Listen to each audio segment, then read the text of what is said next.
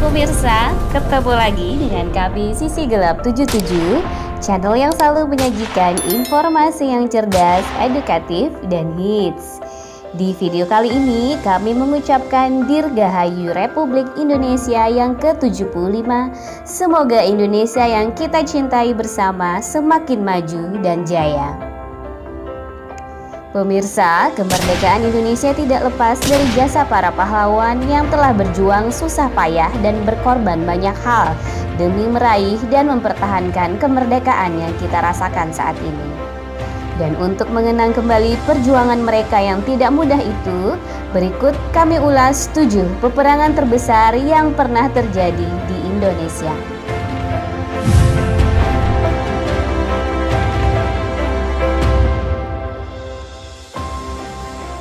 Perang Jawa adalah perang paling besar yang pernah terjadi pada masa kolonial Belanda, yaitu pada tahun 1741 sampai dengan 1743.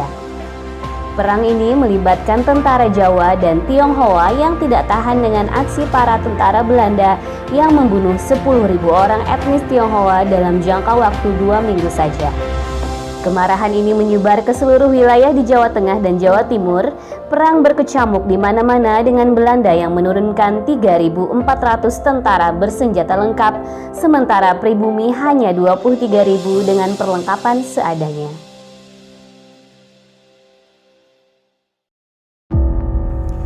Penyerbuan Batavia dilakukan oleh Sultan Agung dari Mataram sebanyak 2 kali. Mereka ingin menguasai daerah Banten yang dipenuhi oleh tentara VOC. Sultan Agung mengirim banyak sekali pasukan untuk menyerang Batavia yang saat itu dipimpin oleh Jan Pieterszoon Koen. Serangan pertama gagal total, namun mereka tetap melanjutkan serangan kedua dengan pasukan yang lebih besar. Dan Belanda pun kembali memenangkan peperangan. Banyak tentara dari Sultan Agung yang meninggal akibat kolera dan malaria. Meski kalah, Sultan Agung dan para tentaranya mencemari Kali Ciliwung.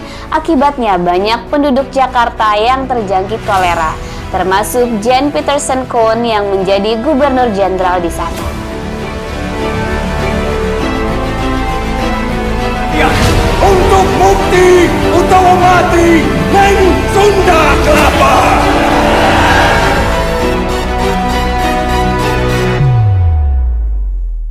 Perang Diponegoro.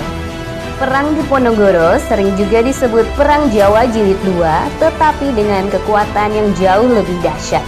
Perang ini terjadi di tahun 1825 sampai dengan 1830 di hampir seluruh daerah di Pulau Jawa dan tercatat sebagai perang dengan korban paling banyak dalam sejarah Indonesia.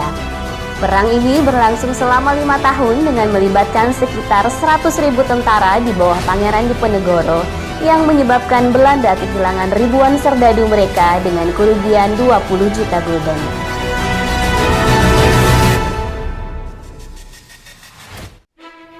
Peristiwa 10 November 1945. Pertempuran yang terjadi di Surabaya ini adalah pertempuran pertama setelah proklamasi.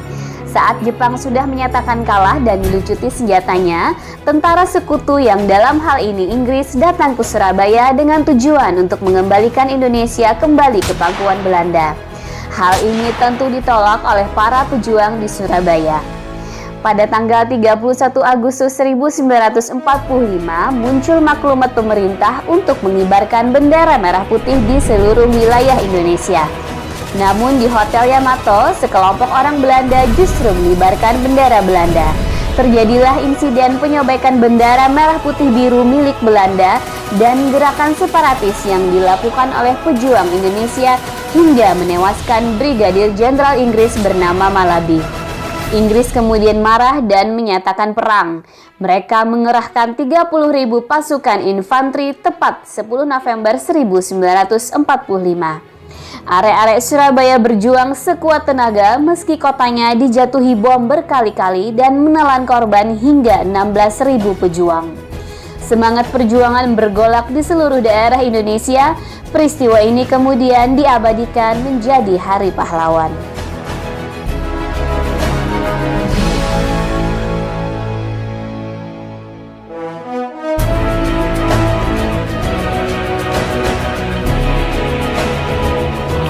Bismillahirrahmanirrahim. Merdeka! Saudara-saudara, rakyat jelata di seluruh Indonesia, terutama saudara-saudara penduduk kota Surabaya, kita semuanya telah mengetahui bahwa hari ini tentara Inggris telah menyebarkan pamflet-pamflet yang memberikan suatu ancaman kepada kita semua. Kita diwajibkan untuk dalam waktu yang mereka tentukan menyerahkan senjata-senjata yang telah kita rebut dari tangannya tentara Jepang. Mereka telah minta supaya kita datang pada mereka itu dengan mengangkat tangan. Mereka telah minta supaya kita semua datang pada mereka itu dengan membawa bendera putih, tanda bahwa kita menyerah kepada mereka.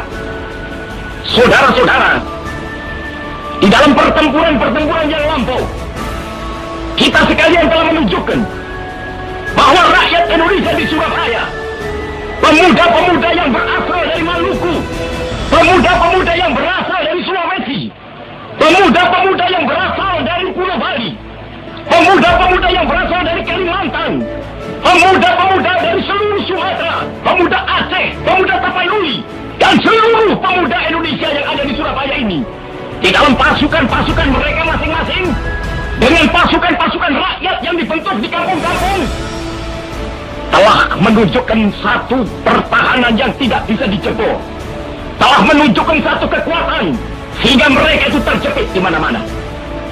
Hanya karena taktik yang licik daripada mereka itu, saudara-saudara, dengan mendatangkan presiden dan pemimpin-pemimpin lainnya ke Surabaya ini, maka kita tunduk untuk memberhentikan pertempuran. Tetapi pada masa itu mereka telah memperkuat diri, dan setelah kuat, sekarang inilah keadaannya. Saudara-saudara, kita semuanya, kita bangsa Indonesia yang ada di Surabaya ini, akan menerima tantangan tentara Inggris itu. Dan kalau pimpinan tentara Inggris yang ada di Surabaya ingin mendengarkan jawaban rakyat Indonesia, ingin mendengarkan jawaban seluruh pemuda Indonesia yang ada di Surabaya ini, dengarkanlah ini, tentara Inggris. Ini jawaban kita, ini jawaban rakyat Surabaya, ini jawaban pemuda Indonesia kepada kau sekalian. Hei tentara Inggris, kau menghendaki bahwa kita ini akan membawa bendera putih untuk takluk kepadamu. Kau menyuruh kita mengangkat tangan datang kepadamu.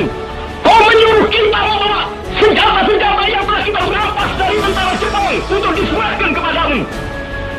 Tuntutan itu, walaupun kita tahu bahwa kau sekalian akan mengancam kita untuk menggempur kita dengan seluruh kekuatan yang ada, tetapi inilah jawaban kita. Selama banteng-banteng Indonesia masih mempunyai darah merah yang dapat membuat setarik kain putih, merah dan putih, maka selama itu tidak akan kita mau menyerah kepada siapapun juga. Saudara-saudara rakyat Surabaya, siaplah, keadaan genting. Tetapi saya peringatkan sekali lagi, jangan mulai menembak.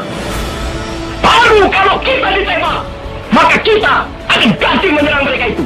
Kita tunjukkan bahwa kita ini adalah benar-benar orang yang ingin merdeka. Dan untuk kita, saudara-saudara, lebih baik kita hancur lebur daripada tidak merdeka. Sebuah yang kita tetap merdeka atau mati. Dan kita yakin, saudara-saudara, pada akhirnya pastilah kemenangan akan jatuh ke tangan kita. Sebab Allah selalu berada di pihak yang benar. Percayalah, saudara-saudara, Tuhan akan melindungi kita sekalian. Allahu Akbar, Allahu Akbar, Allahu Akbar. Merdeka!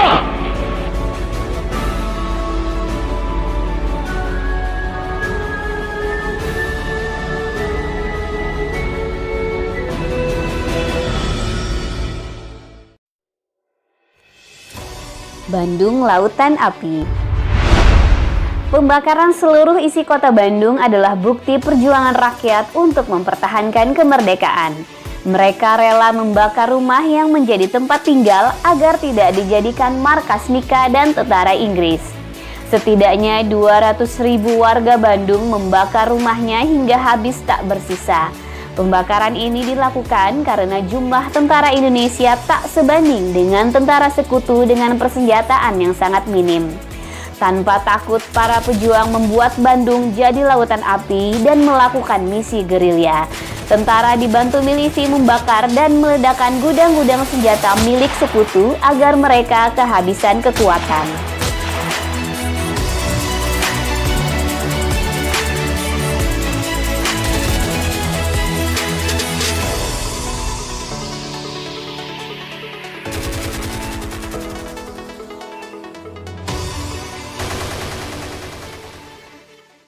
Serangan umum 1 Maret 1949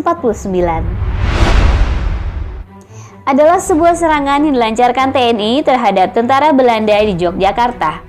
Serangan ini bertujuan untuk menunjukkan eksistensi TNI dan Indonesia sebagai negara yang berdaulat dan akan membuat kedudukan Indonesia dalam KMB semakin kuat.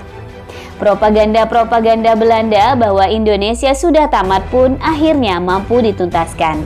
Serangan umum ini terjadi pagi hari secara terstruktur oleh TNI dan dibantu beberapa tokoh masyarakat dengan menyerang pos-pos militer Belanda.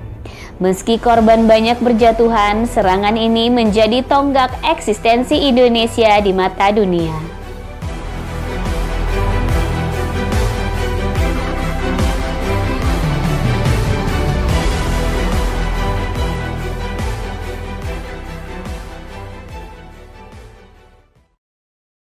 Pertempuran Medan Area adalah pertempuran yang terjadi di Medan selama 2 tahun lebih dari 13 Oktober 1945 sampai dengan 1947. Pertempuran ini terjadi karena sekutu dan pasukan Nika dari Belanda yang membuat onar dengan menginjak-injak bendera merah putih yang menjadi identitas Indonesia dan memberikan ultimatum agar semua senjata dikumpulkan atau akan diadakan perang. Tentu saja rakyat tidak setuju dan terjadilah perang yang menjatuhkan cukup banyak korban dari kedua belah pihak. Pertempuran ini menjadi bukti bahwa Indonesia mampu mempertahankan wilayahnya.